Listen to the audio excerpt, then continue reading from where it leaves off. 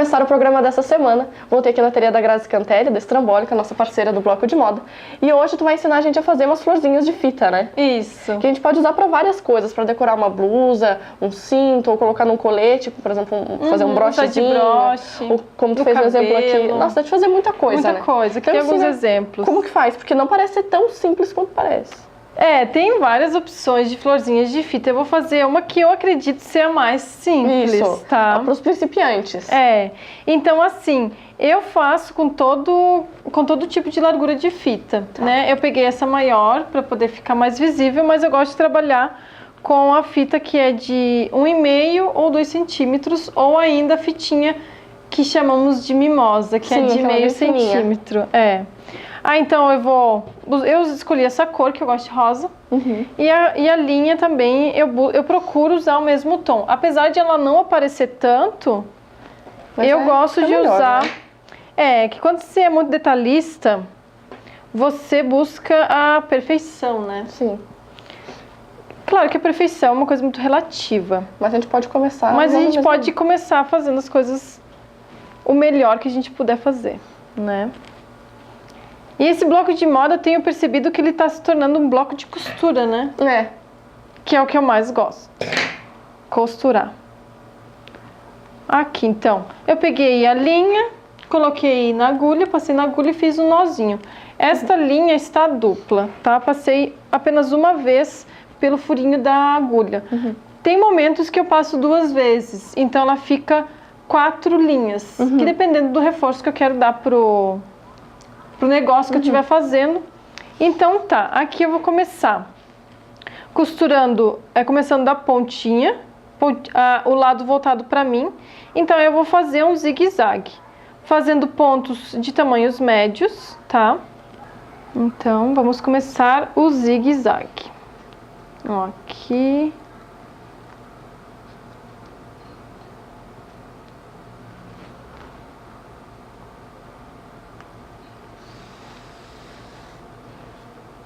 Olha, vamos fazer vários morrinhos, tá? Então agora a gente vai para o outro. O tamanho desse ponto tem que ser mais ou menos esse tamanho? Pode ser maior, pode ser menor? O ideal é que seja um intermediário, né? Eu gosto de usar esse tamanho porque ele não é nem tão grande nem tão pequeno. E ele é fácil de fazer também. E ele é fácil de fazer. Então...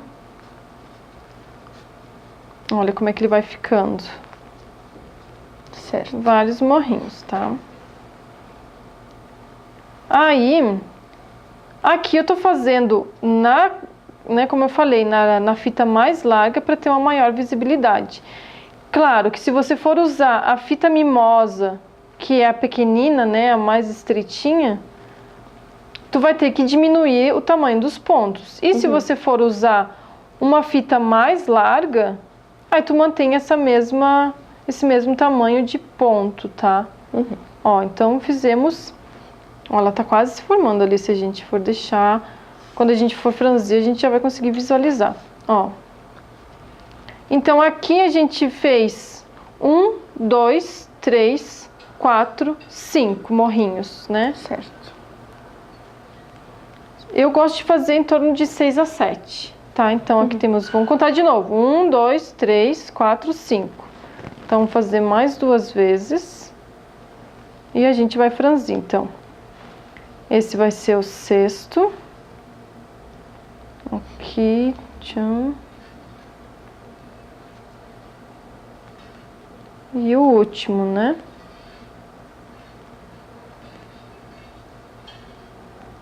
Que daí vai variar conforme o tamanho da flor que você for fazer. Eu gosto de fazer com 6 ou 7, que é o tamanho que eu gosto de trabalhar.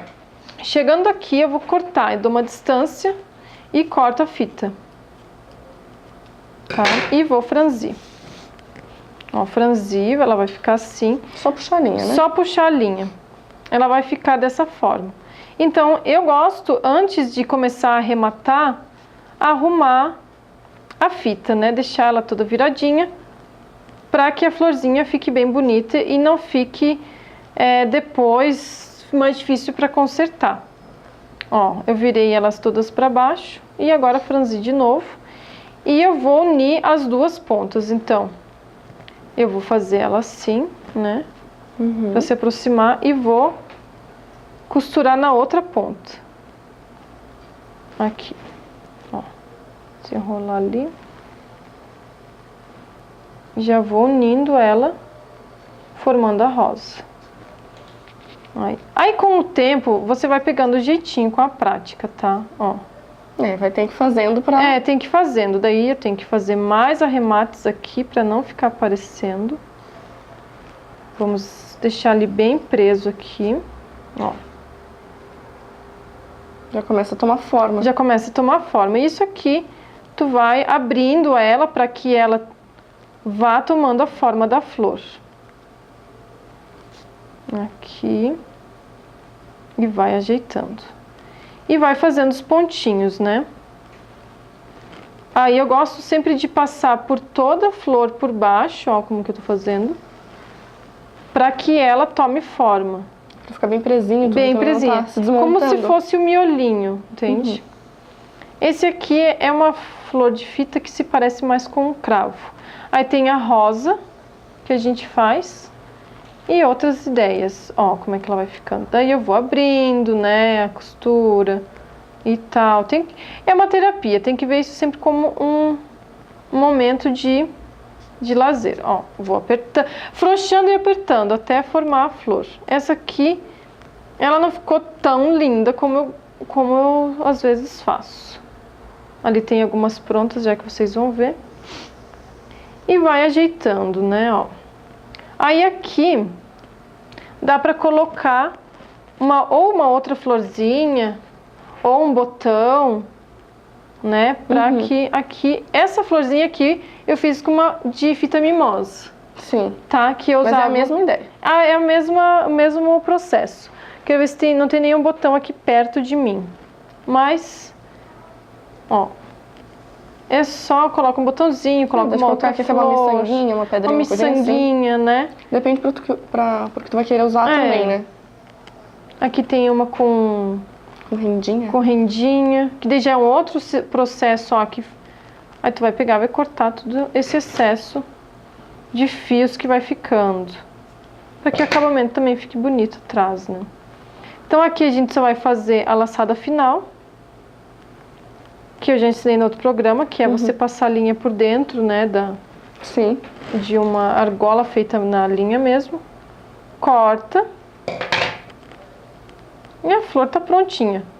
E é só ela podia ter ficado mais bonita, mas ela já dá pro gasto, né? Aí tem assim, ó, ela fica assim, com uma fita mais estreita. Aqui eu misturei com renda, outros tons de cores, né? Essa aqui já é uma fita com duas cores, também fica bem bacana. Essa aqui é a rosa. De repente no outro programa eu posso estar ensinando. Ó, a rosa ela fica também muito bonita, conforme o tamanho da fita, né? Sim. Então são vários. Aqui eu coloquei um tic-tac para usar no cabelo. Aqui eu coloquei um alfinete para usar como broche, né? Então assim vai usando a criatividade. Essa aqui é a florzinha de hoje. E esse é mais um dos detalhes que a gente ensina para o pessoal estar ornando o seu vestuário.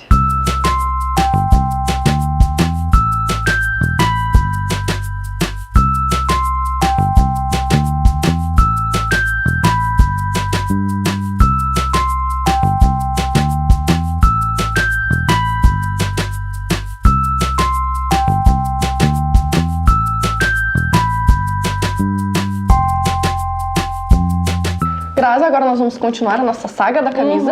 No programa passado eu já escolhi meu tecido, né? Eu quero uma camisa um pouco mais firminha, mais para inverno. Estilo jaquetinho que tu falou, eu escolhi essa estampa que eu achei maravilhosa. Porque agora tu é uma cliente VIP, né? Agora faz parte, exatamente. Faz parte da minha carteira de clientes VIPs. Então, hoje a gente vai tirar as medidas, né? Isso. Então, vamos tirar as medidas e vamos definir o modelo, né? Que a gente já mais ou menos conversou da outra vez, que vai ser uma camisa que sirva para utilizar com outras peças por baixo e que não seja tão gelada, né? Já que a gente está vivenciando o frio, né? Vamos lá, então. A gente tem... A estrambólica trabalha com cadastro, tá? Tudo certinho, bonitinho. Eu arquivo todos os dados do cliente. Todas as vezes que ele vem fazer uma peça diferente, é retirado as medidas mais uma vez. Porque, como a gente sabe, oscila muito a questão de peso, né? Então, isso pode mudar muito nas medidas. Então, vamos começar pelas suas costas.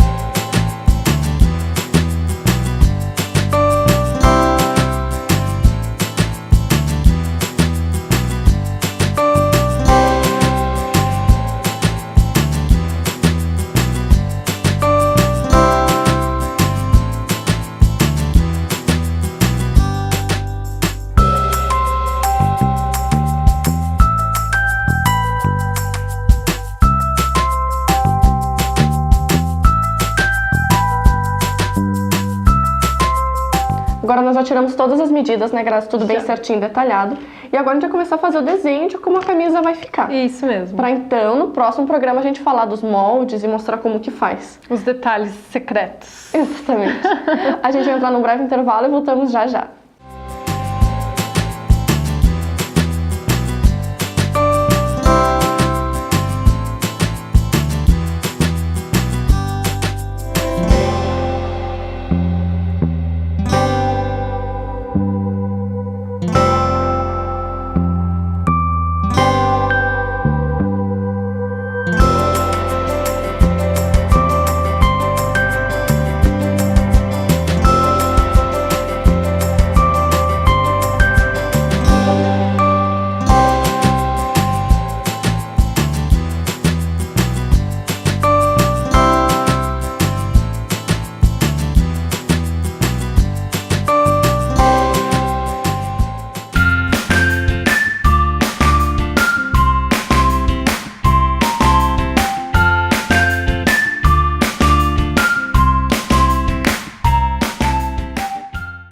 Dando continuidade agora ao nosso programa Mudando de Assunto, hoje eu estou com o professor Gilberto de Sá, que vai falar um pouco sobre o novo livro dele, um livro sobre educação, né?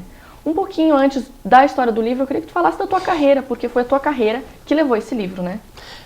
O livro ele trata exatamente sobre educação, que é a minha vida praticamente depois que, ali dos anos 80, né, que fiz um curso superior de Ciências Sociais, comecei a me envolver com a área da educação, comecei a desenvolver minha atividade de professor na educação básica e a partir daí toda a minha vida atuando na educação básica, fui professor da rede pública estadual e, claro, nos últimos tempos a minha vida foi também muito focada no ensino superior, né? Eu tive envolvimento, fui reitor na nossa universidade, a Uniplac, por um mandato, e também, por conta também dessa atividade, por 6 anos fui membro do Conselho Estadual de Educação e lá, uma experiência muito rica, porque somos 21 conselheiros e tínhamos toda uma análise e visão da educação do estado de Santa Catarina. Eu aqui representava praticamente, né, a Serra. Essa experiência foi muito rica. Também a minha participação na Fundação de Pesquisa, de Amparo à Pesquisa, FAPESC de Santa Catarina. Tive um momento também de envolvimento com a questão da pesquisa. E hoje professor da universidade, desenvolvendo trabalhos com alunos de vários cursos da universidade, com fomento e também dando ferramentas para desenvolver pesquisas na graduação, principalmente ferramentas metodológicas, na área de pós-graduação também, com formação de professores, a metodologia do ensino superior, como formar professores para desenvolver a sua atividade também no ensino superior. Então, todo esse conjunto de ações na área da educação E também uma experiência muito rica foi por 5 anos, e ainda continuo, escrevendo quase que semanalmente para o jornal local, Correio Lagiano, artigos sobre educação. E aí eu gosto de dizer que a gente tem que escrever principalmente daquilo que a gente gosta e faz, porque aí a capacidade de conhecimento, de pesquisa e até de credibilidade perante um público é bem maior. Então, também tenho semanalmente quase que escrevo sobre educação, focando toda a complexidade que envolve tanto a educação básica como a educação superior, a educação tecnológica, enfim, os ramos que hoje envolvem, principalmente a educação, que é o momento, hoje todos os países que cresceram e continuam crescendo, aplicam, investem em educação de qualidade. Com certeza. E o livro ele surgiu, então, desses textos que tu escrevia semanalmente, né? O livro ele é resultado dessas publicações, foi de 2011 até 2014. Eu compilei os artigos mais importantes, que tratam principalmente dos nós da educação. Nós por quê? Porque o nó é alguma coisa complexa. Também não é difícil de se desvencilhar, mas ele tem que ser entendido e compreendido como um desafio. Por isso que eu coloquei um nó. Nó porque é algo complexo, algo que demanda... a solução do problema não é individualizada tão somente, ela já exige uma visão multi-olhar, né? Vários olhares, vários profissionais para a solução dos problemas. Por isso que a educação hoje, que vai desde da família, que é a primeira e responsável pela educação familiar, inclusive eu dedico e escrevo nesse livro umas preocupações em relação à família e à educação. Né? A segurança, por exemplo, né? Na escola, sempre os pais se preocupam com o seu filho, a segurança na escola, claro. Fora e dentro da escola. Então, ali escrevo também sobre isso, a questão do bullying, né? Do processo da discriminação, a preocupação com a aprendizagem da criança, né? Do seu aluno, enfim, a família está muito preocupada não basta ir para a escola. A preocupação é, será que está compreendendo, aprendendo? Então é por isso que são todas questões que preocupam a família e que preocupam a escola. Com certeza. E o livro todo ele é bem pontual, né? São textos curtos, são textos bem objetivos e bem claros. Qual foi a tua intenção fazendo um livro desse jeito? Porque ele se torna também uma leitura muito mais fácil e rápida, né? Fala um pouquinho sobre isso. O livro foi pensado e junto com uma design, né, nós organizamos ele de tal forma que ele fosse um livro que você não precisa pegar ele e ler de uma vez só. Ele é livro de consultas pontuais. Então é um artigo, vários artigos, você pega, lê, escolhe o que você deseja, faz a leitura, tem dados, tem informações, tem reflexão, tem perguntas, né, dúvidas, questionamentos. Por isso que a leitura dele é uma leitura agradável. O design do livro também é agradável. Para fugir também desses livros mais convencionais, né, acadêmicos, pesados, que você abre e aí vai cansando.